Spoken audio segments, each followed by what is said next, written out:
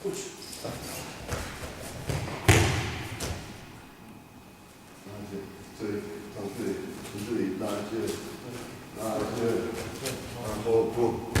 I like that. I like that because if you don't do all that pulling first, what are you gonna?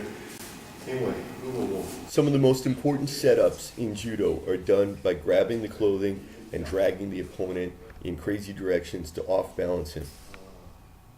So first you're pulling on the clothing, and also I think in judo you're not allowed to grab the head. So you go down. In wrestling or MMA, you can off-balance the opponent and do your setup by grabbing his head. But in judo, there are strict rules about this. So he's saying if I try and grab his head, he's just going to throw me. Just you can grab the head with one hand for a very short period of time. So that's a little similar to the Greco-Roman. He's saying I can grab his head, but only for like a few seconds or a split second to do the movement. If you're just going to jerk him around by his head, that's illegal. So you see in MMA wrestling, we do that sometimes for hours because we all practice in Thailand, Cambodia, and we learn this woman.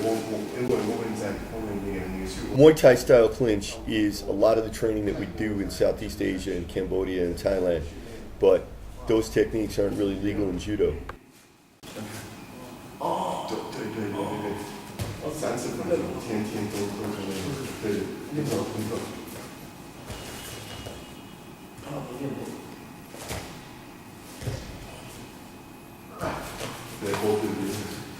So in like Thailand and Cambodia, we practice that every day, and a lot of MMA guys, they practice that. So we're fighting, see, and I can get control of his head and pull him down. He's not very strong. In judo, I'm not allowed to do that. One technique you could use in judo would be to grab his head for just a split second and then change to a grip on the clothing.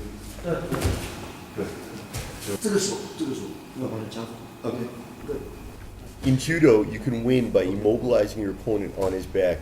So it's very important to practice side control and side control escapes. Okay.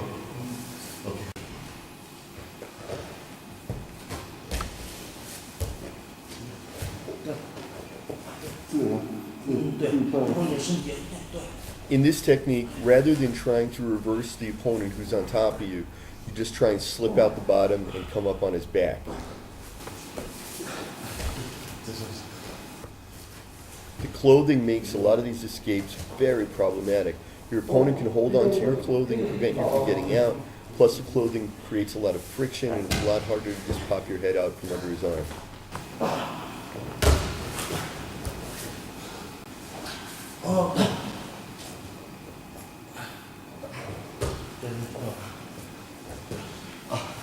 So used to doing this in Greco-Roman wrestling, I forgot I'm not to use my legs.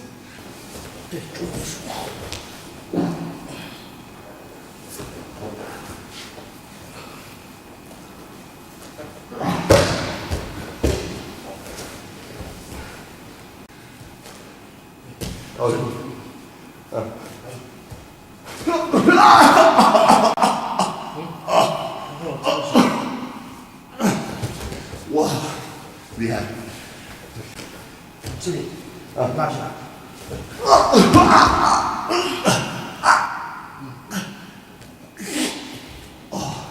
很辛苦。仰慕老师。In MMA, an opponent would almost never roll on his belly as a defense, but in both judo and wrestling, opponents will do that to avoid the pin. So a lot of the training involves learning to roll an opponent over and pin him, or taking a submission. Okay, look at this. Look at this. How I'm getting pressure on him. I'm lifting his midsection. Okay. So first, lift. Get your legs underneath. Neck, draw my way forward. Now, from here, I can lift up on my legs and push my hips forward. Okay, and one thing in wrestling, or MMA and wrestling, I'm allowed to go cross face. Can't go cross face in judo. This is not good. This is not good. Okay, so I love doing cross face.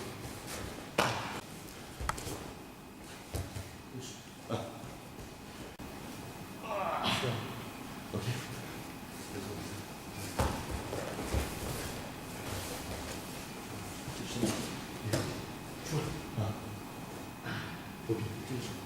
Okay. It's about the simplest armbar I've ever seen in my life. Dr. Jigoro Kano invented judo. He developed it out of jiu-jitsu, and obviously jiu-jitsu has lots of submissions, all different kinds.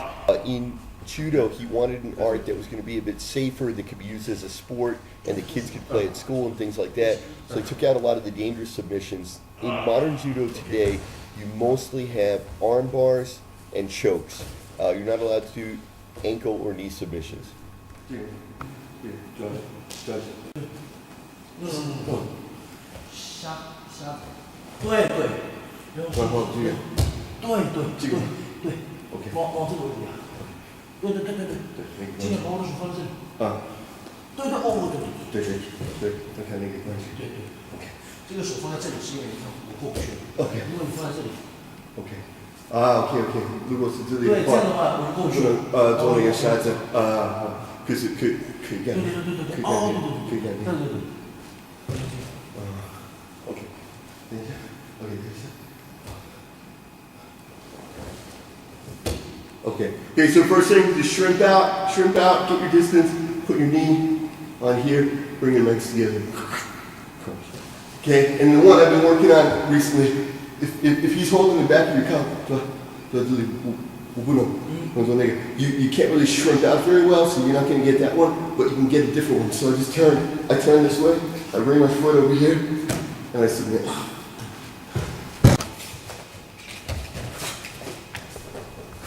The purpose of these drills is to work on my techniques, the actual throwing techniques, but also to work on my strength.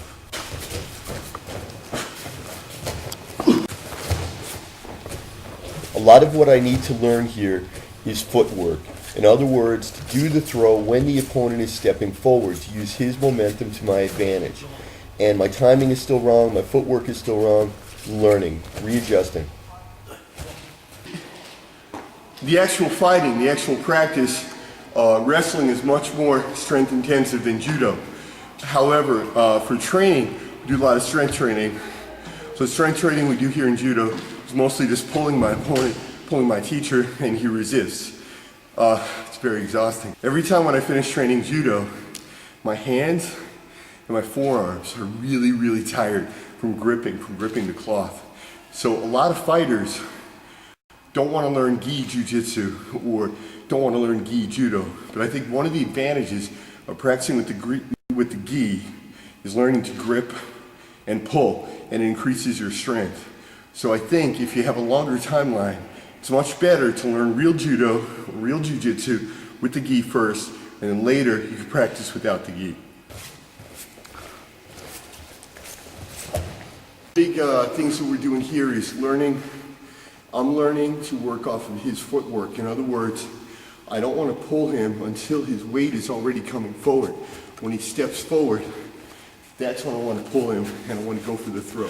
So a lot of this is about learning to deal with judo footwork, which is very different from wrestling footwork, and allowing your opponent to make up the distance instead of you rushing in or charging in and making up the distance like you would in wrestling.